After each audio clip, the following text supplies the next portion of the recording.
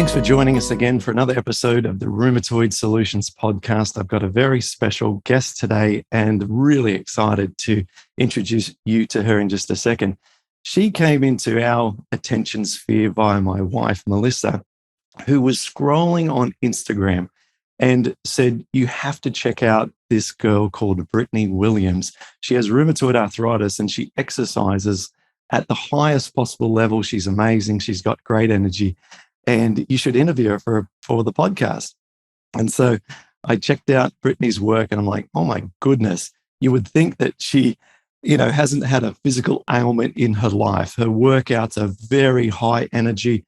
She is extremely physically fit. She's engaging, captivating, and amazing. So Britany, thanks for joining us today. Oh, thank you. What a wonderful, you got me hyped.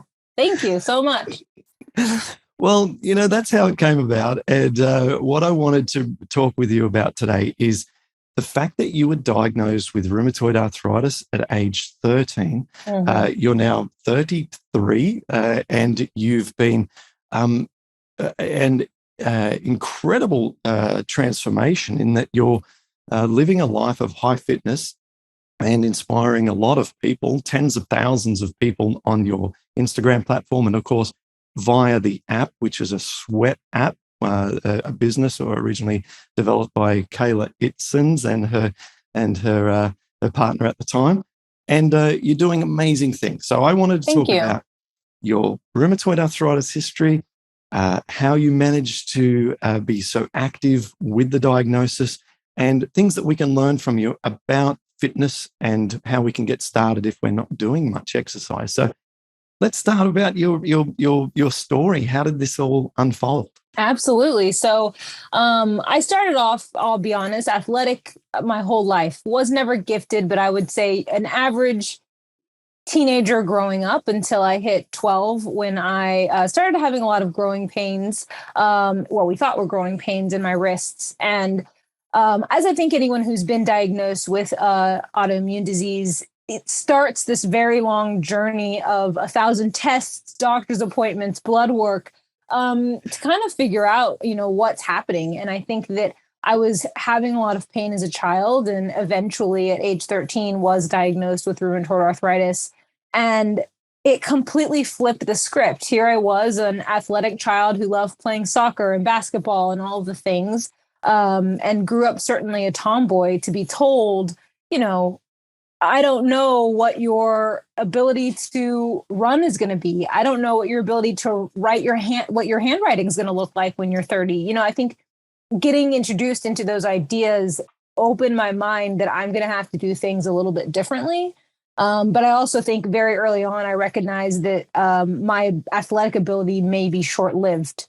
So I did the opposite approach that I think my doctor wanted me to do at the time. My doctor, I think, very much wanted me to settle down, stop working out, or you weren't working out as a child, but, play, fitness, athletics. And I instead dove in head first. So I continued to run and play soccer. I ran track and cross country collegiately at Rice University in Houston. And then after that, I joined the corporate world where I worked in wholesale sales for Under Armour for 12 years.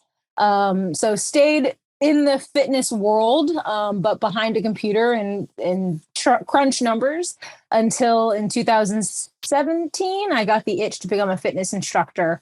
And I think it really was my arthritis that at first almost held me back from becoming one because, you doubt yourself when you've got an ailment, a disease, a disorder, whatever you want to call it, an obstacle in front of you. And you're going to say, I want to help other people be at their physical peak. It's a little intimidating, but I think that I saw that intimidation as a sign. I think I was tired of seeing so many women and men, kind of like you alluded to during your intro on Instagram and on social media that are perfect, who seemingly have never had a problem in their life. And I'm sitting here saying, I can't do a push-up because I don't have the range of motion in my wrist. And there is no one out there who speaks to those people. I think there is now, but I think at the time, it was very hard to find not perfect when it came to fitness leadership and fitness professionals. So I dove in head first and really have always taken fitness from an approachability lens. Now, have really high intense classes that are, high impact and cardio and all of the hard things. But I also have those classes where I recognize that some days you don't feel 100%. You don't even feel 50%. And you just need slow and inviting movement. Maybe you're just starting fitness for the first time after years away from a gym or a weight or a yoga mat.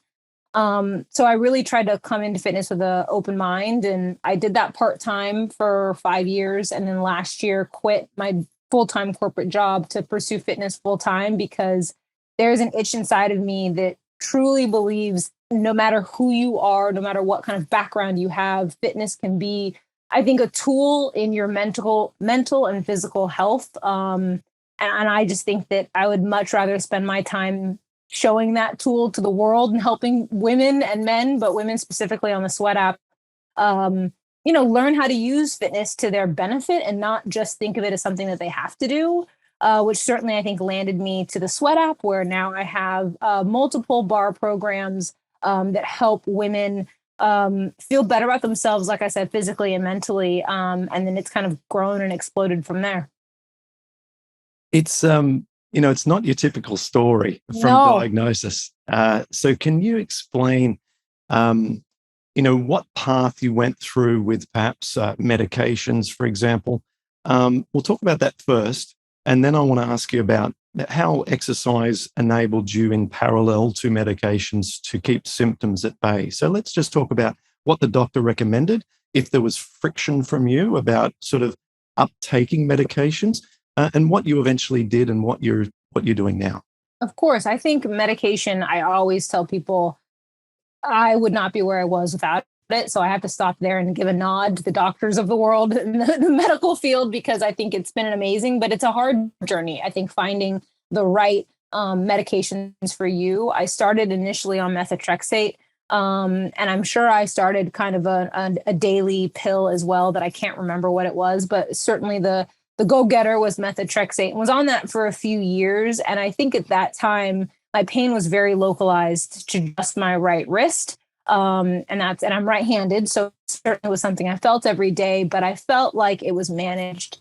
And then I think within a year or two, blood work wasn't coming back so great. I think methotrexate obviously is a very powerful drug to be on at that young of at any age, but especially at that young of an age. So then we started, I think, trying a whole slew of medications. And I think as anyone who knows this journey, you try one medication, you have to wait 2 or 3 months to see if it kicks in, and it doesn't work. So you got to try the next one. So I laughed. I was like, I've been on so many, but eventually I would say by the time I hit middle of high school, so let's say, 15, 16 years old, I settled on Enbrel as my drug of choice and the biologic that I took. And that process was hard. I mean, even with methotrexate, I very vividly remember the first time back talking about methotrexate, sitting with a doctor and the nurse saying, okay, we're going to have to teach you how to give this to yourself. And back then it wasn't self auto inject. So you had to pull the syringe yourself and mix up the solution. And so I remember the nurse pulled my mom into the room and was like, you need to learn how to do this. And my mom was like, oh no. I'm like, you're telling me there's no cure for rheumatoid arthritis, right? And she's like, no, there's no cure. And it's like, so you're telling me she's going to have this for the rest of your life? And she's like, yes, ma'am. Like, then she needs to learn how to do it herself. So from the very first shot to the ones that I take today, I've given them all to myself. And I think as a 13-year-old, super scary at the time, but also I think glad that my mom did it, because it empowered me to always feel like I was in control, and that maybe there were going to be days that were hard, but I was never going to be, I could always pull myself up, I guess. I didn't need someone else, I guess, to help me with this disease, other than, of course, my medical team. But so anyways, I digress. Methotrexate, went to Enbrel. Enbrel was by far the most successful that I had. I was on Enbrel while I ran track and cross country. So we're talking about the true peak fitness in terms of running 60, 75, 80 miles a week. I'm putting in a lot of time, a lot of effort, and was able to do that. Then when I was in kind of post-college, I had what I call my invincible phase, where I thought that I didn't need any medication. And, I was bigger than this disease. So I completely got rid of all medication, stopped going to the doctor for like 18 months. Don't recommend that to anyone. I was in a lot of pain, probably did a lot of damage. in my wrist. And eventually the pain was bad enough that I went back to the doctor. And now after trying another slew of medications, I'm back on hydroxychloroquine and Enbrel, which I've been on now for a few years. And the journey is hard. It's hard finding a medication that works for you. It's hard finding doctors. My doctor, not the one that I have now, but the one previous, didn't want me to be on Enbrel because she's like, you've been on it for such a long time. We don't want you to get tolerant. But it was also the only thing that made me feel good. So it was one of those, catch-22s. But it's been a process, but I'm glad I found a doctor that is willing to listen and doesn't want to change my medication just because it's been 20 years. Yeah, thank you for sharing and being so honest and open and talking about that with us.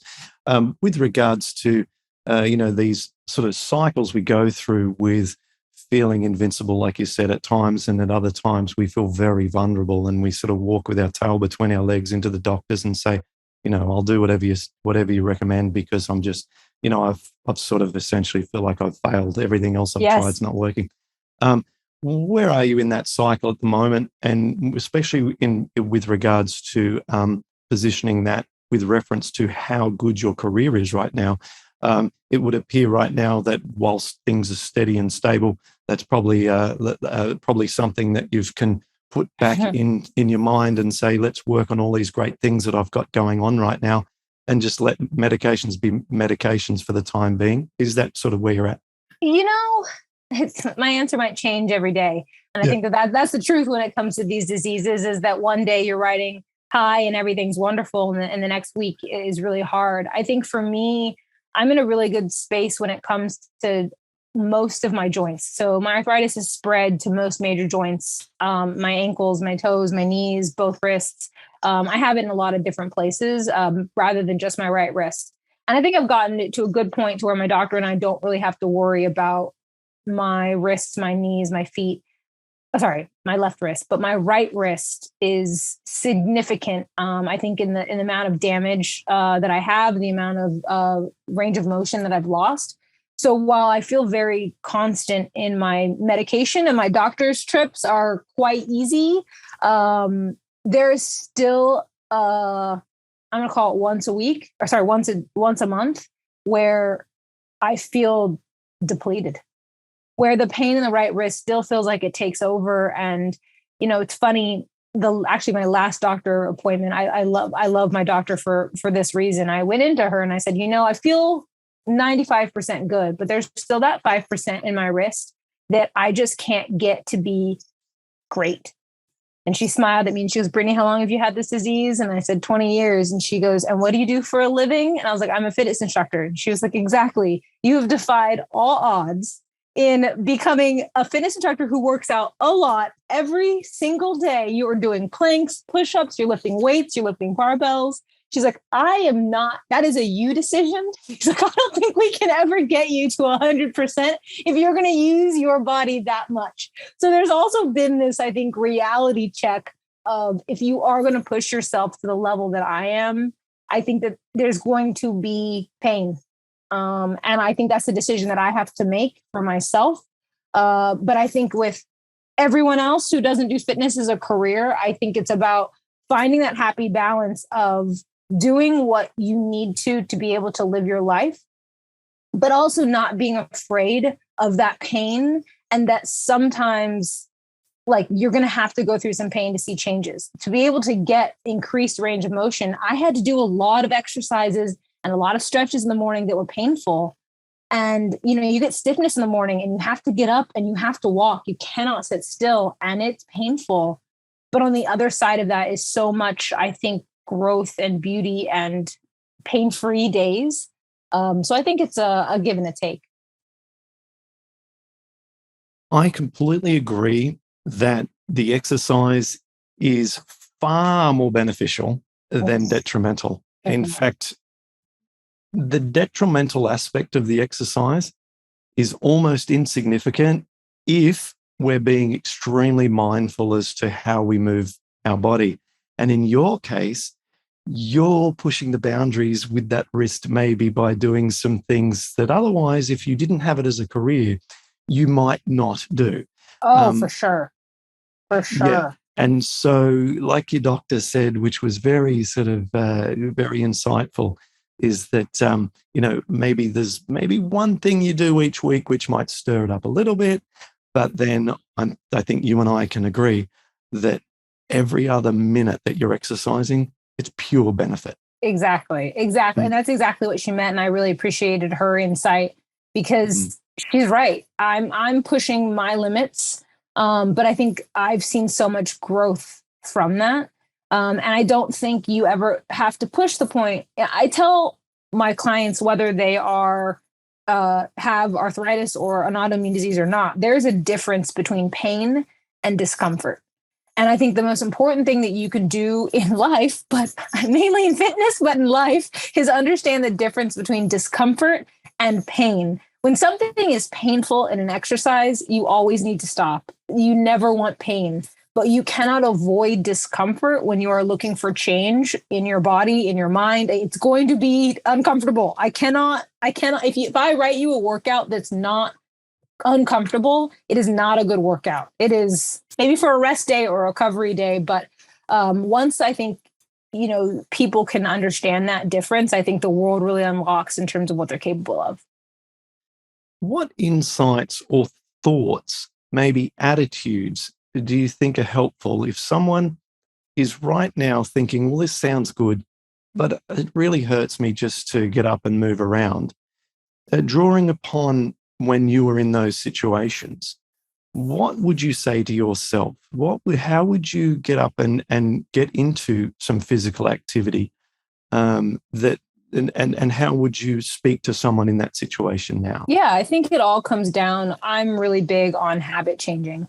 And I'm kind of obsessed with the topic and I've read a lot about it. And I think that at the end of the day, when you're looking at any obstacle, in this case, it would be, I think, the fear of that pain, the fear of that discomfort. It's about doing something that you can look back on and pat your back and say, hey, I did this, no matter how small it is. And then you have that one little pebble of positivity. And if you can just have that one pebble on Monday and on Tuesday and on Wednesday, and maybe you don't have it on Thursday and Friday and you don't beat yourself up about it, but then it picks up again on Saturday and on Sunday, those little pebbles eventually will turn into a glass jar of rocks. And I think that it's amazing what you can do. Is I tell people, so many people come to me and say, well, you work out for an hour 6 days a week. And I said, cool. But there was a time when I just walked for 10 minutes a day because that's what my body needed. So I would much rather that person, instead of thinking of the entire journey that a fitness journey or health journey can be, don't worry about, the 7th, 8th, 9th lap or 10th month that you're going to be in this journey. All I want you to start with is a 5-minute walk. And if it can't be a 5-minute walk, maybe it's sitting on the couch and it's doing leg extensions or squats at the couch, or, maybe it's wrist circles or wrist stretches. Dedicate 5 to 10 minutes a day. Let's call it 3 to 4 times a week. I don't think there's a special number or formula.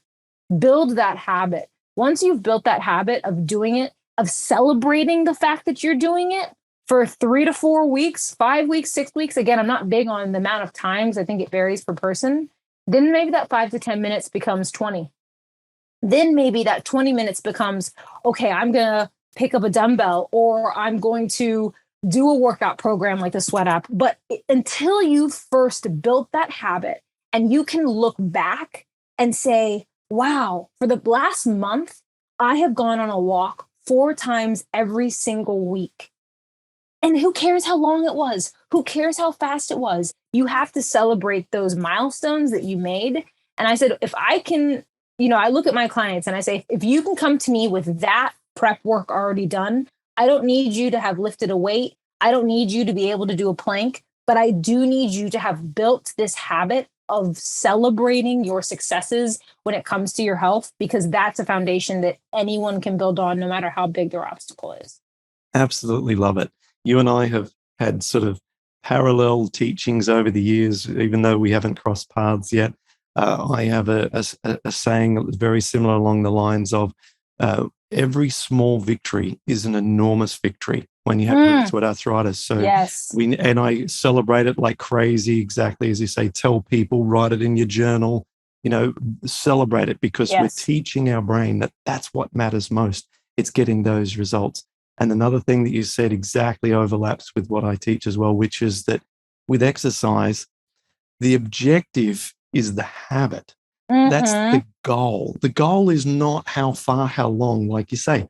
The goal is the habit, because the repetition of just doing it brings the results for you. Nothing else you need to do more than just show up and do it. Schedule it into the consistency. Exactly. Yeah, I think once you can be consistent with it, I think the rest comes. But I think it's very common for people to worry about how much weight do I need to lift, how often, how long. They worry about, I think, the minutia of it. But if you just worry about building some place for you to walk down, it doesn't matter what that road is paved with. We'll get there eventually. We'll go to the store and we'll get you some bricks to pave a really nice road. But for now, I just need you to get on the road. Don't worry what it looks like. And let's just keep moving. Even if it's just a few minutes a day, I think it's still forward progress. For people who are already very excited about taking some action and wanting to immediately do a little bit more, I want to just, even though we're not at the end of this conversation, talk about your involvement with the Sweat app for people who really just want to do something immediately. Britany is part of the Sweat app. You can download the app from Google Play or the iTunes. And when you install the app, you can join. I believe there is a free trial period you can explore.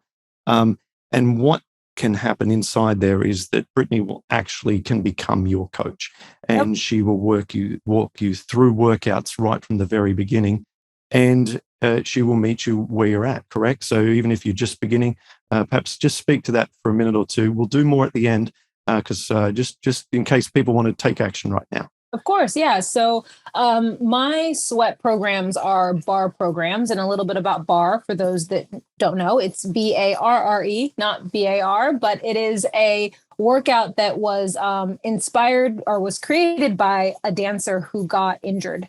And this dancer who got injured wanted to rehab herself back to health. So she built a program with a group of physical therapists in London to basically rehab her back so that she could dance.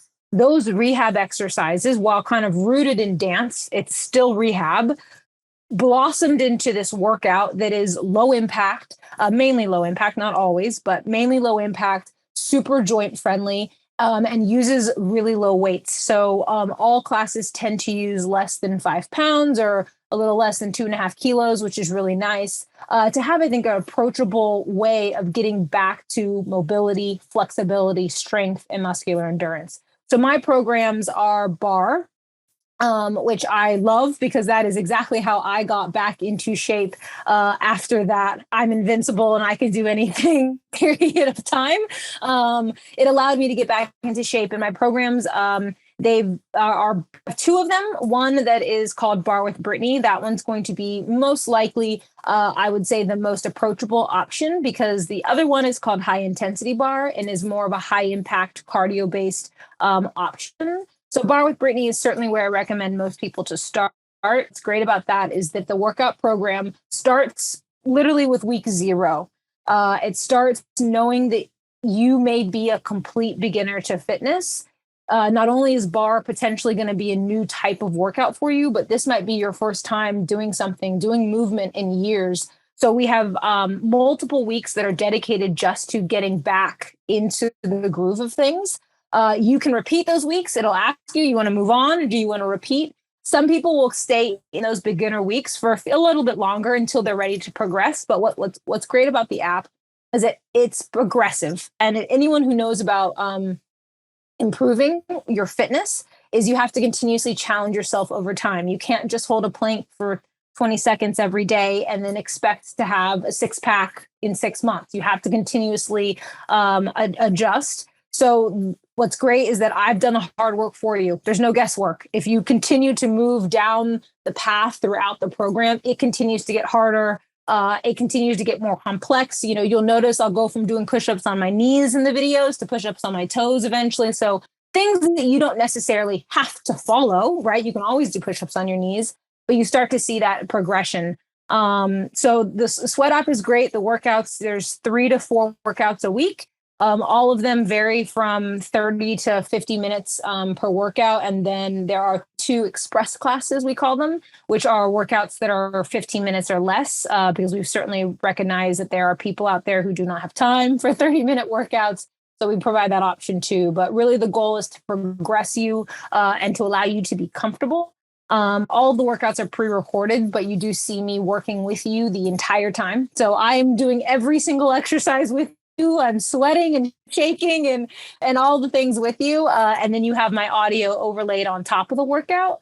So what I love is that we film the workout and the audio separately so that I can actually focus on giving you good information, because I've taught plenty of live classes. And when I'm sweating and thinking of, oh my gosh, this is really hard, it's really hard to remind you to do all of the things. So you get my calm and clear voice, providing modifications, providing motivation, because sometimes I think we just need you can do this in our ear, especially with at-home workouts, and my programs are built for at home. So check it out. That's the Sweat app, and you'll find Britany in there. She's one of about 10 trainers that you can choose from. Yep.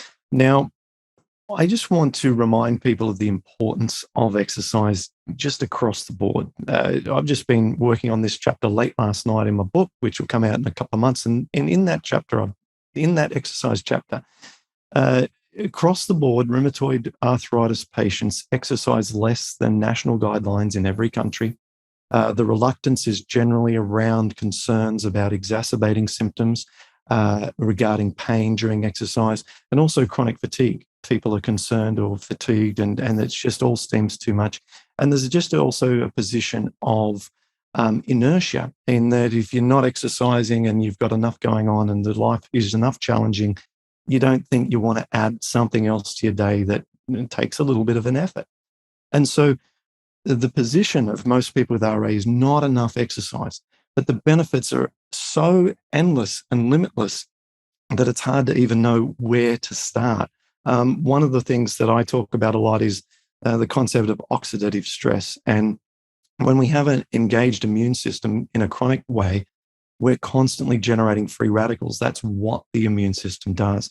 And we deplete our antioxidant enzymes of glutathione, catalase, superoxide dismutase, and all of those increase during exercise, meaning we basically systemically are able to reduce more inflammation that comes by our own immunity, autoimmunity. And beyond that, we have muscle atrophy when we have inflammation on a constant basis. This means that typically people with rheumatoid arthritis have difficulty maintaining muscle mass. And so to compensate that, we need to build muscle mass to protect ourselves from becoming weak, which in one study turns out that you are 50% more likely to die if you are in a weak body than a non-weak body. This is an incredible, profound and scary statistic. We have to stop being weak. And then another one, and I'll stop at this because we could go on forever, but the last one is that in human muscle, the same inflammatory cytokines that are addressed using JAK inhibitors are also resolved using engaged muscle tissue. What this means is that you can reduce inflammation directly in tendons via tendonitis and muscle atrophy via stimulating that muscle with engagement. The same processes involved, as I said, as the JAK inhibitors, are generated by your own body, and inflammation is directly reduced. So engaging muscle tissue suppresses inflammation. So with all those benefits, we have to get active if we have inflammatory arthritis. It's not optional. It's an absolute must to protect our joints, to protect our muscles from atrophy, to protect ourselves from becoming weak.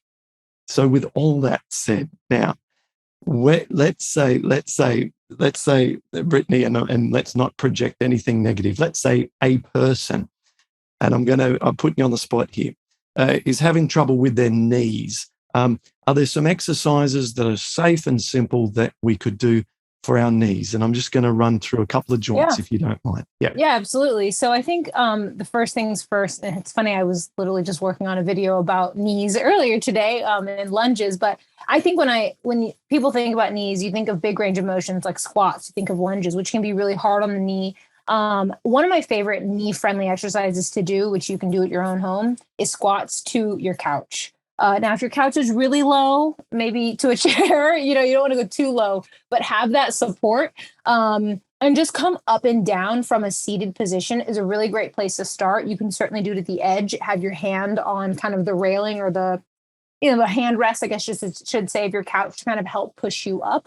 And the next one that I love is bridges. So bridge are really great for the glutes. So you would lay on the ground, feet would be flat on the ground with the knees bent. And then you would contract your glutes to lift your hips to be at knee height. Both those exercises are really two great ones for the glutes. I isolate the glutes because a lot of people who sit all day, whether that be because they are inactive throughout the day or because of their jobs, tend to have very weak glutes. So those are two that I love to start with. I think that those are wonderful, wonderful examples of exercises that are going to move the knee. I don't believe in avoiding knee movement at all. I think to all the points that you just said, but I think those are two exercises where the knee isn't going to have to go through uncontrolled movement. And I think it can stay controlled. Both feet stay on the ground. You stay low impact and be helpful on the knees. Yeah, love it. For these big joints for me, because I've had a lot of my own, obviously my experience with this over many years. I'm into my 17th year with rheumatoid arthritis. And I've found, especially for the big joints, you've got to engage them. You can't just let a knee be a swollen knee and then think it's going away. Let me tell you, it never, ever just goes away on its own. You got to work its butt off. Yes. And I actually think now that for some reason, I just remembered a third one that I would give. Let's say you have really bad inflammation in that knee, and I think standing up and down in that squat can be hard. I think another great one that works the quad specifically is stay seated on your couch and then lift your foot off the ground and then just extend and bend it. You extend that leg completely straight out and then bend it back in and flex that quad when a leg is completely straight. That's going to be hard if you've got knee pain, but that is one of the most wonderful exercises, because what I find when I work with clients in person is that when the leg is completely straight, when you have inflammation in the knee, when you have pain in the knee, coming completely straight with the leg is something people will hesitate. So even if they have that ability, being able to fully go through their range of motion, so be able to kick your heel all the way towards your backside and then extend it all the way in front of you, I think can be really helpful. And that can be done seated down. So I didn't mean to interrupt you, but I wanted to get that out there. Third one. And let's just brainstorm that one a little bit more. If people are really, let's go back even further. Yeah. People's knees are swollen, they can barely walk. Would it be fair to say that if they were to stretch their legs out onto sort of across the couch, so the legs are completely supported, and to put a rolled up towel under the knee for them to then, from the very slightly bent knee with the towel under, to try and extend it? Yes. That's actually something that I do with my clients in person. With like meniscus tears, ACL tears, that's certainly not what we're working on, but that is one of the things that you will work on in physical therapy, is finding ways to contract the quad while the knee is in an extended position. So I think that if that full range of motion from bent to extent doesn't work, meeting your leg where it's at by flattening the surface underneath works. Even if you don't want to necessarily kick your legs all the way up on top of the couch, even if you have an ottoman or a bench, something that you can put in front of the couch, you can just straighten your leg that way as well. Yeah. Okay. Concept again, just generally being engagement. In each one of these, all of the connective tissue around that knee is having to work hard to maintain the positions that we're putting it in. We're squeezing and then releasing, whether it be into and out of a squat or these sort of physical therapy things we're talking about as well. But it's engagement, at least of some kind. So we're getting that that contraction and release. Let's say someone has problems with elbows. Is it something that you've ever had trouble with in your elbows? It hasn't. I haven't had too many elbow Good. issues. With that being said, I think I have some, I'll call them secondary or indirect issues, because my wrist range of motion is really not great. It's definitely limited. I think I have over time held dumbbells and kettlebells with improper form. So sometimes I get pain in my knee, in my elbow, excuse me. And that's always my sign, like, oop, I don't think I'm holding my wrist properly, or I need to decrease weight. But I think one of my favorite, to work on the elbows is called a tricep kickback. And it can be done with weight or without. And I think certainly it's best to start without weight, but you could even hold a full water bottle. You could hold just something that has, even an iPhone, something that just has a little bit of weight to it. And think about hinging forward, pulling your elbow back. So pull the elbow kind of so it's above your waist or above your rib cage, and then extend your arm behind you, almost like you were in a track race and you were reaching for a baton behind you. That bending and extending motion from that elbow is doing the exact same thing the leg extension would do. It's really helping you go through a range of motion. And you may not be able to get that arm completely straight at the very beginning, but it can certainly help you build that range of motion, because that might not be something that people are doing. If you have rheumatoid arthritis, I certainly understand reaching for something at the highest point in the cupboard might be a little, scary. And so I think that just going through that range of motion and extending the elbow, and I think not being afraid, doing it in a place where you feel safe and stable. I think, like I said, reaching for something heavy on the top of the counter may not be the place to do it. But if you're just sitting on the couch, lean forward and find that extension through the elbow. I love it. I've had a lot of trouble over the years with tendonitis, and I've been a few years without not a single detectable piece of tendonitis in those elbows, and I developed into doing pull-ups and chin-ups and so on. But I had to start with the exact process you spoke of, which are those tricep kickbacks, and I was just doing them with a pull-down elastic from above, with my elbows tucked into my side, but it was the exact same movement. Exactly. Exact same movement. So you just described it. Yeah. And I think that's the one thing that I like people to understand is that exercise doesn't have to be complicated. Finding better range of motion, you don't have to go into a gym. Yes, I do think it is helpful to have a physical therapist or a doctor who's comfortable helping you through that process. But I don't think you need to spend yet another $100 membership to go into a 70th place to help you. I think sometimes it's about finding those 5 exercises, those 5 movements that you can do at home, and just do them, like I said, 5 to 10 minutes a day to help build you that foundation so that you can then go do the workouts that you want to do. I love it. What's an area of the body that you have found you've been able to really gain control over through some movements that you've developed, and you're really proud of yourself, and you think, look, when it comes to, say, the ankles or the shoulders or whatever it might be, and you're like, I've just nailed that.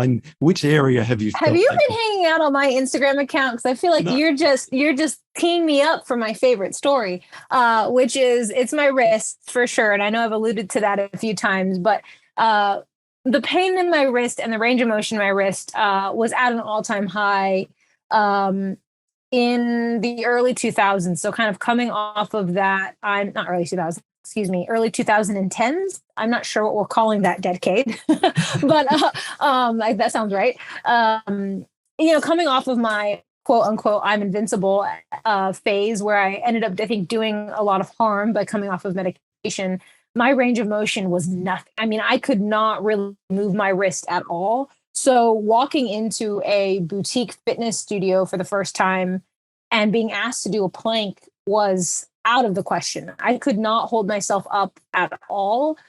Certainly, one, because I didn't have the range of motion in my wrist, but 2, I didn't have the strength, because if you can't hold a plank, if you can't hold a weight in your hand, you don't have the ability to strengthen the arm. So by far my favorite is elevated planks with your hands elevated on something. So think hands on the back of a couch, think even hands on a wall, something that takes your chest to be higher than your toes. what that does is take a lot of the pressure out of the wrist, and more so sends that kind of the weight distribution across your full body versus just being on the wrists. And I started just planking, just holding a plank. And I was in those fitness classes, and it was so embarrassing to be in a fitness class of 20 to 30 women who are busting out your push-ups. And here I am holding a plank, and my hands are up on a bar. I'm not even holding a plank on the ground.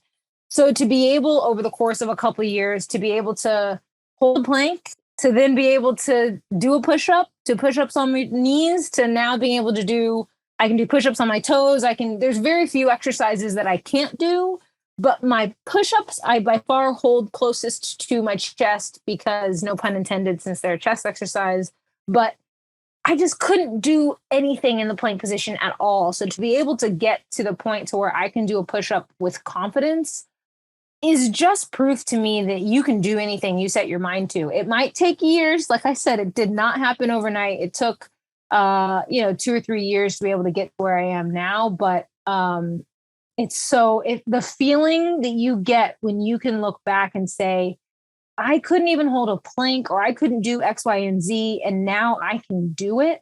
There is nothing. I mean, my wedding day was nice, but other than that, there's some nice things. I'm sure one day when I hopefully have children, I'm sure that's going to be a great day too. But like the day that you realize I just did that and I couldn't do it yesterday, a year ago, whatever, man, those days stick with you. I love it. That's awesome. Don't tell my husband that I just compared our wedding day to that, but no, I absolutely love it. No, it's just so satisfying, isn't it? It's is so satisfying. But honestly, that is why I think I do what I do, because once you have that idea, that moment, if you just keep watering it, it's not a plant, it's a weed. It takes over. I mean, that idea of I can do this started replicating in all aspects of my life, not just in fitness. Of anytime there's a hurdle, I'm just going to keep watering this plant. I'm just going to keep feeding it. And I'm going to keep celebrating it and tell it, you got it, buddy. You got it, buddy. And then bam, you see how successful you can be. And hopefully you can overcome your goals. You thought you couldn't do X, Y, and Z. You can find out you can do way more than that. But it has to start off with the willingness to try. Again, the willingness to get a little uncomfortable. What closing thoughts would you have regarding what we've talked about today? What, either something we've touched upon that you'd like to emphasize more, or is there something that we haven't talked about that you feel is important for someone who's been engrossed in our discussion? Yeah, I think the first thing that comes to mind, which I think hopefully anyone who's been listening to your podcast for a while knows, is that you're not alone. I think a lot of times when I have my flare-ups, and when I was going through chronic daily pain, it feels defeating. And I think that while, yes, you have to be like my mom wanted me to be, you have to be strong, and yes, you have to be willing to pull yourself up by the bootstraps. Know that there is an approachable way for you to feel better, both mentally and physically, because I think you have to work on both.